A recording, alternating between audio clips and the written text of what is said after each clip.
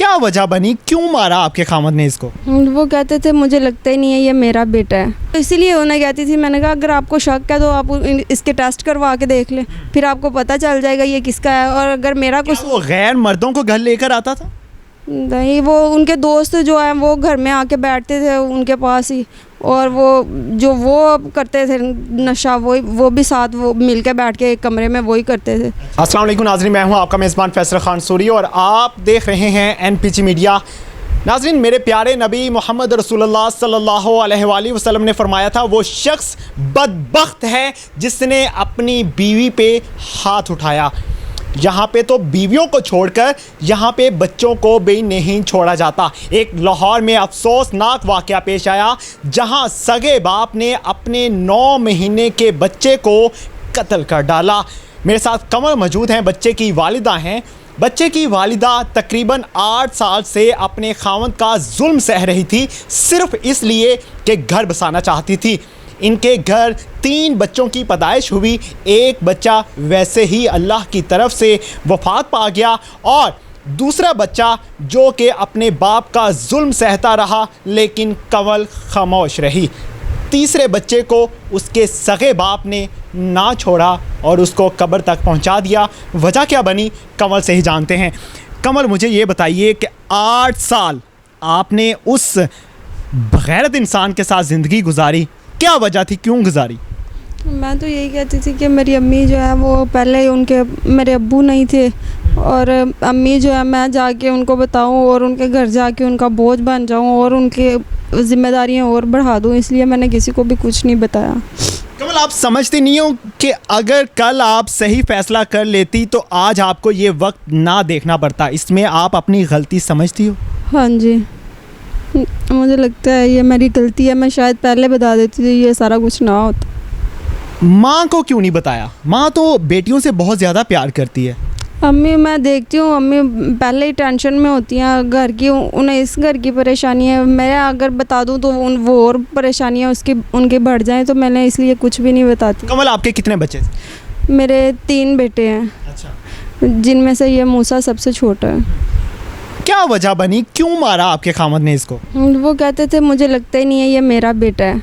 क्या आप घरेलू खतून नहीं थी? हाँ जी, मैं तो घर से कभी बाहर भी नहीं निकली। अम्मी की किस बुनियाद पे शक करता था वो? ये तो मुझे नहीं पता, बस घर में बैठे हुए को कभी कोई इशू बना के मुझे मारना शुरू कर देना, कभी कोई इशू बना के कि तुम्हारे घर वाले क्यों आते हैं, या तुम उनसे बातें पता नहीं क्या क्या हमारे घर की बातें बताती हो उन्हें। मैंने कहा अगर मैं उनके घर की आपकी कोई बातें बताती हूँ, आप पास आके बैठ जाएं, आपको पता चल जाएगा। अगर मैं इतनी बताती होती तो वो आपको आके कहते हैं ना कि मेरी बेटी को ऐसे क्यों किया या मारा है या कुछ किया है। मैंने तो कभी उन्हें कुछ भी नहीं बताया। तो आपके सास ससुर ने कभी नहीं उसको रोका? वो कहते थे, वो जब मुझे मार लेते थे वो अपनी अम्मी को फ़ोन करके कहते थे कि आके ना ये अब इसको मैंने मारा है तो अभी बेहोश होने वाली है, तो इसे जाके डॉक्टर के पास ले जाएं। तो उन्होंने भी डॉक्टर के पास भी जाते उन्होंने कहा ना कुछ भी ना बताना, ये घर में जो है ये लड़ाई झगड़े होते हैं, सारे लड़कियों को ये बर्दाश्त करना पड़ता है, अपनी बच्चों की तरफ देख लो। उन्होंने ये समझा देना मुझे आगे से। आपने कभी कोई कानूनी कार्रवाई करने की भी कोशिश नहीं की? कभी सोचा भी नहीं कि मैं घर से भाग जाऊं, इससे जान छुड़वा लूं? नहीं, मैंने नहीं ऐसा। पीछे किसी की सपोर्ट नहीं थी आपके? नहीं, आपके भाइयों की, बहनों की? नहीं, मैंने किसी को बताया ही नहीं था। कभी मोहल्ले वालों में बात शेयर की हो आपने? नहीं, मोहल्ले वालों को तो पता ही नहीं है। मोहल्ले वाले जो हैं वो मुझे जानते ही नहीं, कभी उन्होंने आते जाते ही नहीं मुझे देखा। जबकि शादी हुई है, वो खुद कहते हैं ना ये बच्चे का उन्हें पता है कि बच्चा ये वाला पैदा हुआ है, उन्हें ये चीज़ का भी नहीं इल्म था। आपके बच्चे को जो है कभी सीढ़ियाँ उतर के नीचे तक नहीं गई। अच्छा। हाँ जी, बाहर निकलती नहीं थी और उन्हें भी नहीं पता था ना कभी किसी के घर आना जाना, बस अपने घर में रहना। घर से खामद काम क्या करता? कुछ भी नहीं, काम नहीं करते थे, बस घर में फारिग बैठे रहते। वो भी कुछ नहीं करता था, आप भी बाहर नहीं जाती थी, वो फिर किस बुनियाद पे आप पे शक करता था? मैं तो इसीलिए उन्हें कहती थी, मैंने कहा अगर आपको शक है तो आप इसके टेस्ट करवा के देख लें, फिर आपको पता चल जाएगा ये किसका है। और अगर मेरा कुछ, वो गैर मर्दों को घर लेकर आता था? नहीं, वो उनके दोस्त जो हैं वो घर में आके बैठते थे उनके पास ही, और वो करते थे नशा, वो भी साथ वो मिल के बैठ के एक कमरे में वही करते थे। तो कितने अरसे से वो नशा कर रहा? ये पहले का तो मुझे पता नहीं, क्योंकि पहले मेरे सामने नहीं करते थे, मुझसे छुप के जो है वो सिगरेट वगैरह पी लेते थे। जब से ये तकरीबन 2 साल हो गए हैं, ये आइस वगैरह जो है वो उसका नशा करना शुरू हुआ है। वो फिर आहिस्ता आहिस्ता कितने कितने दिन उन्होंने ना दिन को सोना ना रात को सोना। तो मैंने पूछना ये आप क्या करते हैं, कहते कुछ नहीं, बस ये वैसे ही मैंने वो बनाया हुआ है, तो इसका कोई नहीं, ये नशा नहीं है, ये वैसे ही मैं पीता हूँ। कमल, आपके बेटे को किस तरह से तशद्दुद करके कत्ल किया गया? वो 20 दिन का था जब उसको मारना पीटना उन्होंने शुरू कर दिया जी। उसके सांस कभी कहना मुंह पे हैंड रख के, नोज़ पे हैंड रख के दबा देना, उन्हें कहना कि मैं सांस इसका पक्का कर रहा हूँ, ये कितना बर्दाश्त कर सकता है। कभी उसको चारपाई पे अगर उसने लेटे होना, वहाँ से उठा के नीचे ज़मीन पे पटक के पाँव के साथ मारना शुरू कर देना। या वो जो झल्ली जिसे कहते हैं वो बांधी होती थी, तो नीचे से पाँव मारना है, तो उसने उसके अंदर से बाहर बेचारे ने गिर जाना। या उसको पकड़ के अंगूठियाँ पहनी होती थी, वो चेहरे पे हैंड उसके मुक्के मारने, सर पे मारने और नोज़ पे, और ये बाजू के यहाँ पे हैंड उसने ऐसे किए होते थे, ये जगह पे टांगों पे। तो कहते थे जी मुझे ये ऐसे हैंड किया है, मुझे इसके हैंड नहीं अच्छे लगते, या मैं इसे देखता हूँ तो मुझे गुस्सा आता है, तो मैं इसलिए वो कोई ना कोई इशू बना के उसे पकड़ के गुस्सा जो भी था वो उस बच्चे पे निकाल देते थे। माँ जी, मुझे ये बताइए, कमल आपकी बेटी है, आपने ब्याह उसको शादी की होगी, आपने बहुत खुशी के साथ आपने जांच पड़ताल भी की होगी, लेकिन ऐसा क्या हुआ कि आपको भी नहीं मालूम हुआ कि आपकी बेटी किस हाल में? पता नहीं, ये कुछ नहीं बोलते। अच्छा, हाँ जी। कभी आपने जानने की कोशिश भी नहीं की? कर दी सी जानने की कोशिश, बार बार कर दी, जो ज़्यादा सी उदो भी कर दी सी। कवल क्यों, कवल तेरी शक्ल इस तरह की होया, कवल कोई मारपीट तो नहीं हमें कुछ। कभी किसी से मालूम भी नहीं हुआ कि कमल परेशानी में? नहीं। कभी कमल के ससुर ने या सास ने कभी बताया? ना, ससुर कदी कदी कह देता सी, बस सास नहीं है।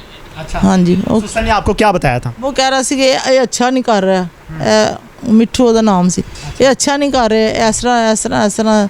मैं भी चुप करके सुन के आ जाना। मैं कहना इनू, मैं कहना तो गल तो सारी ਇਹਨਾਂ ਦੀ ਸੀ ना कि ਇਹ कोई कदम चुके है, मैनू कुछ दसे तो फिर ही है ना। ਉਹਨੂੰ ਪੁੱਛਦਾ ਸੀ। एक दफ़ा मैं ਬੱਚਿਆਂ ਨੂੰ ਨਾਲ ਲੈ ਗਈ ਹਾਂ, ਮੈਨੂੰ थोड़ी शक पई है कि ਇਹਨੇ ਇਸ ਤਰ੍ਹਾਂ ਹਰਕਤ ਕੀਤੀ ਹੈ।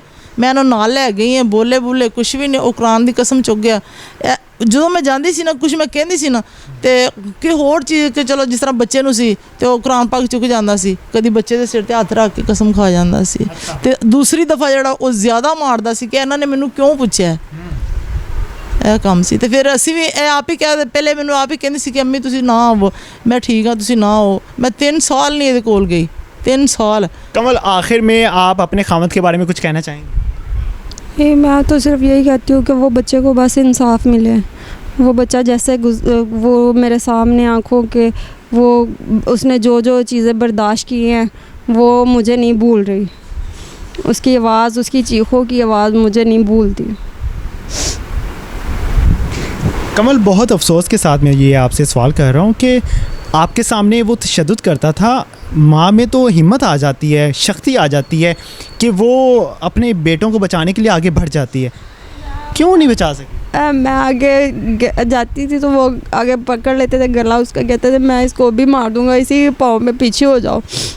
मुझे भी मारना शुरू कर देते, कहते हैं मैं ऐसी पाँव से ना पीछे हो जाओ, नहीं तो मैं अभी इसके सांस अभी निकाल दूंगा। वो उसे और मारते थे, ज़िद में आके ना उसे और मारते थे। मुझे अफसोस होता है जब मैं ये कहानियाँ सुनता हूँ। ये कहानियाँ नहीं, खैर हकीकत होती हैं। मैं किसी बहन के गम में शायद नहीं शरीक हो पाता। मैं अपने मुल्क की ख़वातीन को एक पैगाम ज़रूर देना चाहता हूँ, हिम्मत ना हारा करें, किसी के आगे झुका ना करें। आप किसी का असासा नहीं है, आपको भी किसी माँ ने पैदा किया होता है। उस माँ ने आपको 9 माह पेट में रखा होता है। वो 9 माह पेट में रखने की तकलीफ़ शायद मर्द नहीं समझ सकता, कभी नहीं समझ सकता। माँ के कदमों तले वैसे ही नहीं जन्नत रख दी गई, कुछ उसका मकसद था। बेटियाँ किसी दूसरे घर में जाती हैं तो मार पीट, वो तशद्दुद सहने के लिए नहीं जाती। वो इसलिए नहीं जाती कि वो अपने खामद से चपेड़ें खाएं, वो इसलिए नहीं जाती कि वो गाली गलौज सुने। मैं इस कल्चर के इतना ख़िलाफ़ हूँ कि मैं इस मुल्क के लिए कुछ ना कुछ करके ज़रूर जाऊँगा कि मेरी बहन बेटी को अभी भी ससुराल की तरफ से तशद्दुद का निशाना बनाया जाता है, जहेज़ ना मिलने की वजह से तशद्दुद का निशाना बनाया जाता है, बेटा ना पैदा होने की वजह से तशद्दुद का निशाना बनाया जाता है, काम ना करने की वजह से तशद्दुद का निशाना बनाया जाता है, खावंद की बात ना मानने पर तशद्दुद का निशाना बनाया जाता है, बाहर जाने पर तशद्दुद का निशाना बनाया जाता है, और अगर वो बाहर नहीं जाती फिर भी तशद्दुद का निशाना बनाया जाता है। हर सूरत में बीवी ही क्यों पिसती है? कभी बीवी ने क्यों नहीं खावंद पे हाथ उठाया? कभी बीवी ने क्यों नहीं गाली निकाली? क्या सारे हकूक़ खावंद के ही हैं? बीवी का कोई हकूक़ नहीं है? क्या मुसलमान सिर्फ खावंद ही होते हैं, बीवी मुसलमान नहीं होती? बीवी को दर्द नहीं होता? आपकी बहन, आपकी बेटी अगर किसी दूसरे घर में जाए, उस पर तशद्दुद किया जाए, तो आप इस चीज़ को तस्लीम कर लेंगे? कंवल ने जिस तरह से 8 साल तशद्दुद सहा, हम इमेजिन कर सकते हैं दिमाग में भी कि इस तरह से बेटियों पे तशद्दुद किया जाए। हमें कानून ले आए, कुछ भी कर लें, हम तब तक तब्दीली नहीं ला सकते जब तक हम अपने इर्द गिर्द के माहौल को चेंज नहीं करते।